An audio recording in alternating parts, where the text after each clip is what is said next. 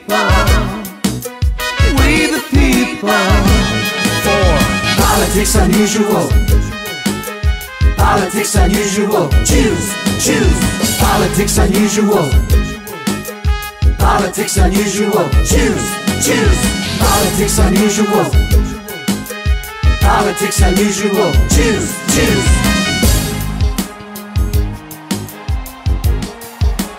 We the people. We the people.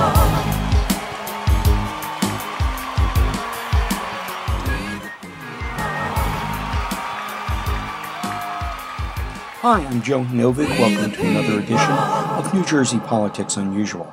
On today's show, we have the stand-up comedy of political comedian Will Durst talking about the bank bailouts. We have two more Tea Party people who share their opinions on a number of things that are going on in America. And also we have an exclusive interview with Dave Larsen, running in the 7th Congressional District in the Republican primary against Leonard Lance. He's got no chance. Anyway, first up is Will Durst with some stand-up comedy, and I hope you enjoy the show.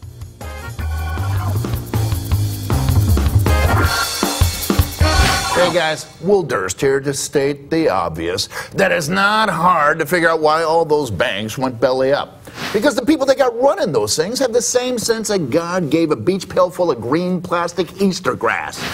Now, the president, not being what you call dim, knows that the only thing worse than a bleak economy is a bleak economy where the poor are forced to watch the rich get handed 8-figure bonuses. So he placed a cap on executive salaries for every financial institution that wants to be part of the government bailout, which is approximately all of them. Times 2. Guys who have given a whole new meaning to the term bank robbery, who didn't even bother wearing masks and triggered absolutely no silent alarms. The problem is, in all these bank lobbies, those security cameras are pointing the wrong way. So now every time I make a deposit, I ask the teller for 2 pieces of identification. Yeah? What's your mother's maiden name? And that's your burst of Durst for today.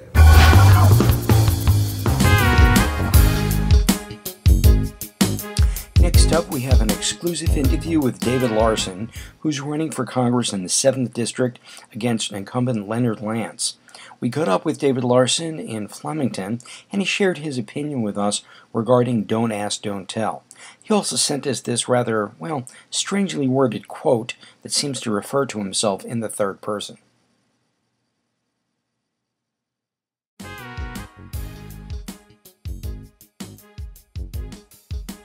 Okay, so we're back here with David Larsen running for Congress in the 7th District. One of the votes that Leonard Lance made recently, as all the other Republicans did in New Jersey, was voting against the repeal of Don't Ask, Don't Tell. And I was wondering where you would vote on that and why. And I would definitely vote against the repeal of Don't Ask, Don't Tell. And why? Can you tell us why you would vote in that way? Yeah, I think it's the proper position to take. This way, both sides are protected. The people in the military deserve to have their what they believe they need to have done. I think that we should stick with them. So, Secretary of Defense Robert Gates has come out in favor of the repeal. Would you think that since the Secretary of Defense believes it should be repealed, that it should be repealed in the military? Absolutely not. Because that's what he believes should be done. That's his position. I don't take that position.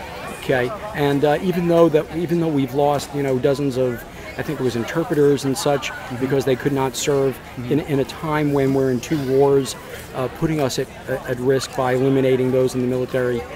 What weight would you give to No, we have, there are plenty of interpreters. We have many good people who could take those positions. So we don't suffer from a lack of people, not at all. Not qualified people. Thanks, Mr. Larsen, for explaining Don't Ask, Don't Tell to us. I'm not really quite sure what it was that you were talking about. Sounds kind of contradictory to me with your assertion that the military leadership is what should be followed in the military with regard to Don't Ask, Don't Tell, but then you don't agree with the fact that Robert Gates, Secretary of Defense, actually supports the repeal of Don't Ask, Don't Tell.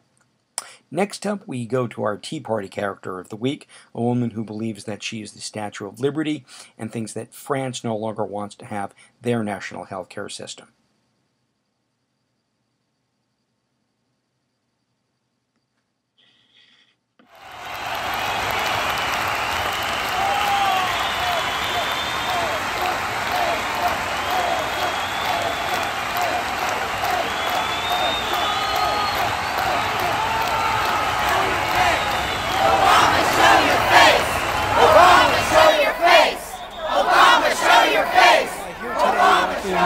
people who are protesting the so-called Obamacare bill. These are people who have come from around the country. Here's a woman right here, just with her, she's with her Statue of Liberty. Can I interview you? Do you mind if I interview you there? Yeah, so what's your name? Angie Lennington. And you dressed up here as the Statue of Liberty. So the Statue of Liberty is represents our liberty, I guess. Yes, but see, these things are poking holes in it. They're shooting holes in our liberty. Now, do you know? So why are you opposed to this bill? Tell me three reasons why you're opposed to this bill. For one thing, it's more government control, and also because we will lose our freedom. We will lose our rights. We have the right to choose what we want to do. If they're for freedom of choice, isn't this a choice? Now, what do you tell someone? Now, what state are you from? Pennsylvania. Now, what do you tell someone in Pennsylvania who has no health care, who has no choice because they have no health care? Well, I don't have any health care. So you have no health care yourself, but you want to stay uncovered. Is that you? So you're choosing. I have the right to do that. So you're choosing to. So are you choosing to stay uncovered? I am. And so if you get sick, how do we help you? Well, I will do the best I can to take care of it. I can afford to pay most of my medical bills. So if you lose your house, you lose your pension, whatever, as long as you have that choice, that's important. That's what's important to you. That's freedom. Now, that's what's freedom. I don't deserve to take somebody else's money away from them. If they've earned it, why should I take it away from them for myself? Now, the Statue of Liberty that you're dressed up as was given to us by France. We took this from France, and France has national health care. So should we give? So should we give the? No. They've decided it doesn't work, and they don't want it. They're glad for us for to explaining keep France's our freedom. healthcare system to us in a very efficient and informative way. I now understand it completely. Next up, a new feature here on New Jersey Politics Unusual, a ChristieCartoon. This is a cartoon of Chris Christie signing, or actually not signing, vetoing the millionaire surcharge tax. And I hope you enjoy this. Just sat for a while and watched the debate for the Senate as to Bill A-10.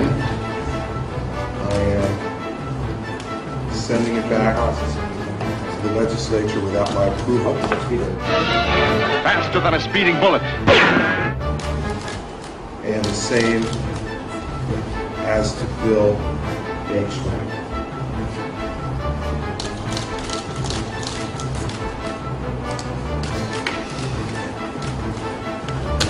I'll be back. All right, we'll see. Thank you very much.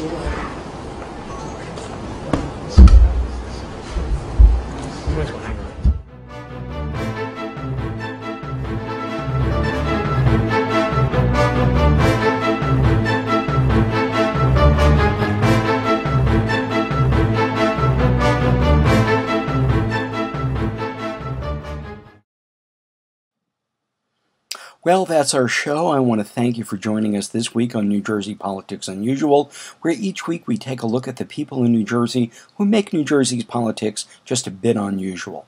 My name is Joey Novick, and I'll see you next week. Thanks for tuning in.